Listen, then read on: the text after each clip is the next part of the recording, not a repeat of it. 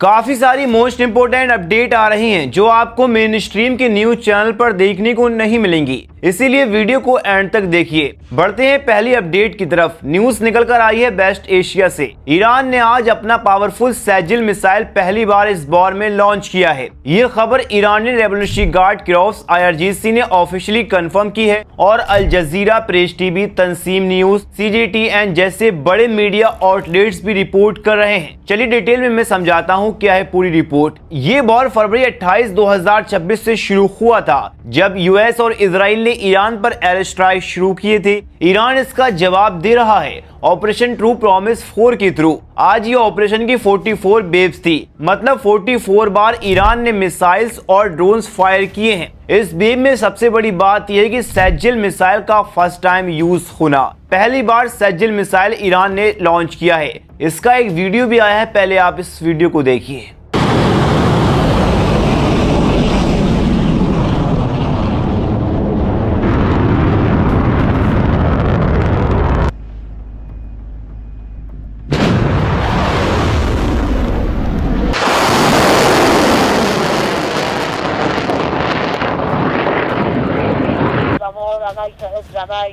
ولكن الله رما پرتاب موشک خیبرشکن با رمز مقدس یا فاطمه الزهرا یا فاطمه الزهرا یا فاطمه الزهرا. الله اکبر.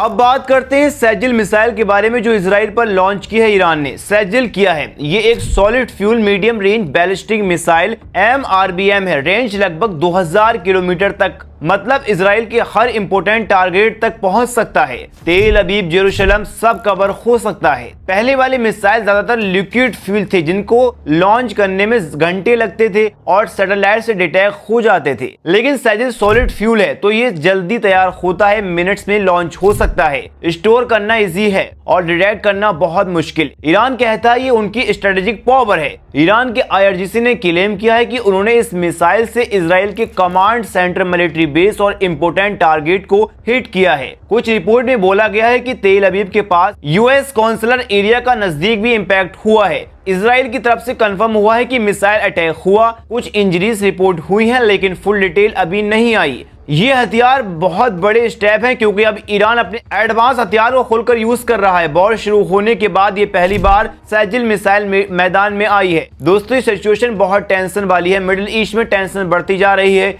US, Israel और Iran के बीच full conflict चल रहा है। आगे क्या होगा, क्या ये वॉर बढ़ेगी या नहीं, अपनी राय कमेंट में जरूर बताएं। बढ़ते हैं नेक्स्ट अपडेट की तरफ। IRGC ने ट्रम्प को खुली वार्निंग दी है। IRGC यानी इस्लामिक रेवोल्यूशनरी गार्ड क्रॉप्स के स्पोक पर्सन ने एक बहुत बड़ा स्टेटमेंट दिया है। IRGC के स्पोक पर्सन ने कहा जो मिसाइल हम अभी इजराइल और US पर टारगेट फायर कर रहे हैं उसमें से ज्यादातर 10 साल पुरानी है, मतलब उनका स्टॉक पुराना है। ये अभी जो अटैक चल रहा है उसमें ईरान अपने पुराने स्टॉक का इस्तेमाल कर रहा है। वो नया और एडवांस मिसाइल जो पिछले 10 सालों में बना है उन्हें अभी तक यूज ही नहीं किया गया। और ये बात सिर्फ स्पोक पर्सन ने ही नहीं कही, IRGC के सीनियर एडवांस इब्राहिम जब्बारी ने भी मार्च में बात कही थी। उन्होंने कहा था कि ईरान के पास एडवांस जनरेशन के मिसाइल हैं जो रिजर्व में रखे हुए हैं। वो कह रहे हैं कि हमारे पास बहुत गहरा रिजर्व है, हम लंबी लड़ाई के लिए तैयार हैं। ईरान की ये पब्लिक लाइन है, वो अपने सबसे पावरफुल वेपन्स को बचा के रख रहा है। जैसे उन्होंने कहा था कि नए मिसाइल जो 12 डे वॉर के बाद बने अभी तक फायर नहीं किए गए,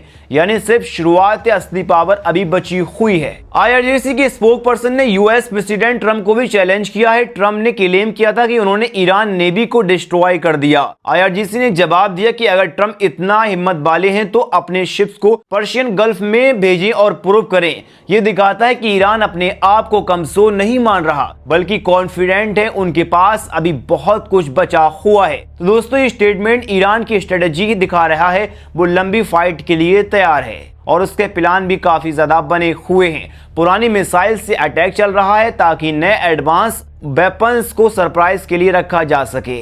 बढ़ते हैं नेक्स्ट अपडेट की तरफ। उत्तर कोरिया के स्टेट मीडिया KCN ने बताया कि 14 मार्च 2026 को शनिवार को किम जोंग उन ने अपने पूर्वी तट पर एक बड़ा लाइव फायर ड्रिल देखा है। ये टेस्ट 600 किलोमीटर कैलिबर के 12 super precision multiple rocket launcher का था। मतलब साफ ये बहुत बड़े और खतरनाक रॉकेट सिस्टम है जो लगभग 420 किलोमीटर दूर तक मार कर सकते हैं। रिपोर्ट्स के मुताबिक इन रॉकेट्स ने समंदर में एक डीप टारगेट को 364 किलोमीटर दूर जाकर सटीक निशाना लगाया। और सबसे खास बात, किम जोंग उन अपनी 13 से 14 साल की बेटी किम जू ए के साथ मौजूद थे। फोटोज में दिख रहा है कि दोनों बड़े बड़े हरे रंग के लॉन्च ट्रक के पास खड़े हैं और रॉकेट छूटते हुए दिखाई दे रहे हैं। रेफरेंस के लिए पहले आप इस वीडियो को देखिए।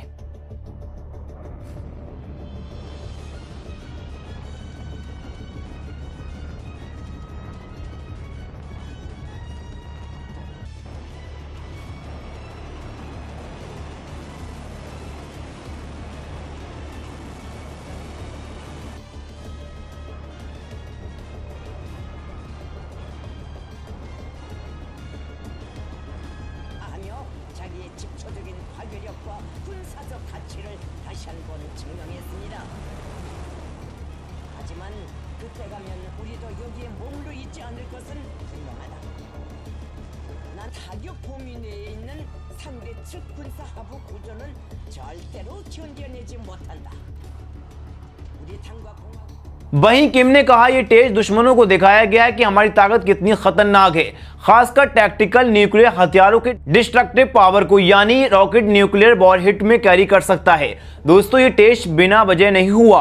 अभी अमेरिका और दक्षिण कोरिया अपनी सालाना बड़ी मिलिट्री एक्सरसाइज फ्रीडम शील्ड चला रहे हैं। उत्तर कोरिया को अपने इन्वेजन रिहर्सल यानी हमला करने की तैयारी मानता है, इसीलिए उन्होंने ये पावर दिखाकर जवाब दिया। पिछले कुछ सालों में किम जो को बार बार मिलिट्री इवेंट्स में किम के साथ देखा जा रहा है। एक्सपर्ट कहते हैं कि शायद किम अपनी बेटी को भविष्य में लीडर बनाने की तैयारी कर रहे हैं। पूरी दुनिया में टेंशन बढ़ रही है। क्या लगता है आपको, क्या ये सिर्फ डराने की कोशिश या कुछ बड़ा होने वाला है? कमेंट में बताओ। बढ़ते हैं नेक्स्ट अपडेट की तरफ। पहले आप इस वीडियो को देखिए।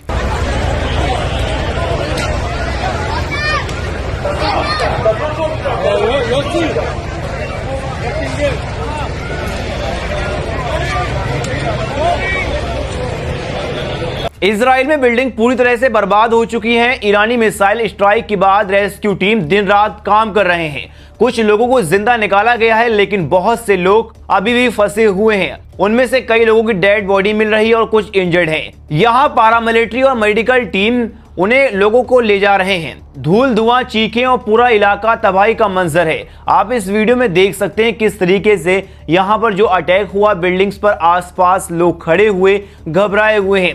अब सबसे इंटरेस्टिंग चीज, ये भीड़, लोगों की बड़ी तादाद वहां खड़ी है। दूर से देख रहे हैं, कई लोग शौक हैं, हाथ मुंह पे रखे हुए हैं। कुछ लोग फ्लैग लेके खड़े हैं जैसे सपोर्ट दिखा रहे हो। अब ये वीडियो वायरल हो रहे हैं सोशल मीडिया पर, क्योंकि लोग कह रहे हैं कि ये वो लोग हैं जो अक्सर स्ट्रॉन्ग स्टैंड लेते हैं और अब वो अपने शहर में तबाही देख रहे हैं बिना रिएक्ट किए। एक तरफ रेस्क्यू चल रहा है, दूसरी तरफ ये क्राउड साइलेंट खड़ा है, जैसे इन पर कितना बड़ा अटैक हुआ हो। ये अटैक मार्च 2026 में हो रहा है, जब ईरान ने इजराइल में मल्टीपल मिसाइल बेस लॉन्च किए हैं। रिटेलिएशन में यूएस इजराइल के अटैक के बाद तेल अवीव में सायरन बज रहे हैं। आयरन डोम इंटरसेप्ट कर रहा है, लेकिन कुछ मिसाइल घुस गए हैं इन इलाकों में जहां पर बिल्डिंग तबाह हो गई हैं। इस स्ट्राइक में बिल्डिंग्स डैमेज हुए, कार जल गई, रोड धंस गए हैं। रिपोर्ट्स के मुताबिक कई जगह माइनर इंजरी, लेकिन कुछ सीरियस केस भी आए हैं जहां लोगों की जान भी गई है। ये मंजर बताता है कि वॉर कितनी खतरनाक है। एक तरफ लोग अपने घर, अपने लोगों को बचाने की कोशिश कर रहे हैं, दूसरी तरफ भीड़ दिख रही जैसे ये उनकी रियलिटी बन चुकी है। क्या ये यूनिटी दिखा रहे हैं या शौक, ये कुछ और? आप क्या सोचते हैं? कमेंट में जरूर बताएं। बढ़ते हैं नेक्स्ट अपडेट की तरफ। ईरान ने बैलिस्टिक मिसाइल जैसे सैजिल, फतेह, कदर और ड्रोन से अटैक किया, जिसमें तेल अवीव में कई जगहों पर मिसाइलें गिरी, सड़कों पर गड्ढे बने, गाड़ियां जली, कुछ इमारतें डैमेज हुई। खास बात जो है लहब 433 से जुड़ी है, जो इजराइल का एक पुलिस हेडक्वार्टर है। ईरानी आर्मी और IRGC ने खुद स्टेटमेंट दिया है। उन्होंने ड्रोन स्ट्राइक से लहब 433 के हेडक्वार्टर को टारगेट किया, जो पूरी तरीके से उड़ गया है। आप फोटो में देख सकते हैं। साथ ही सैटेलाइट कम्युनिकेशन सेंटर गिलिड डिफेंस को भी टारगेट किया। ये इलाइट पुलिस यूनिट जैसे इजराइल FBI जैसे बड़े crime corporation organise crime handle करती है।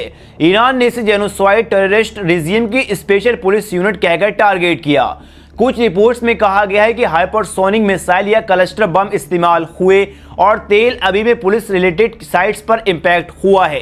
इजरायली पुलिस ने सीसीटीवी फोटो जारी किए हैं जिसमें तेल अवीव स्ट्रीट पर मिसाइल हिट हुई है और हिट होती हुई दिखाई दी है। तेल अवीव के हुलान रमला जैसी जगहों पर हिट्स, माइनर इंजरी, 8 से 10 लोग घायल हुए। ज्यादातर गिलास शॉक से, कई बड़े कैजुअलिटी नहीं, क्योंकि आयरन डोम ने ज्यादातर इंटरसेप्ट किए हैं।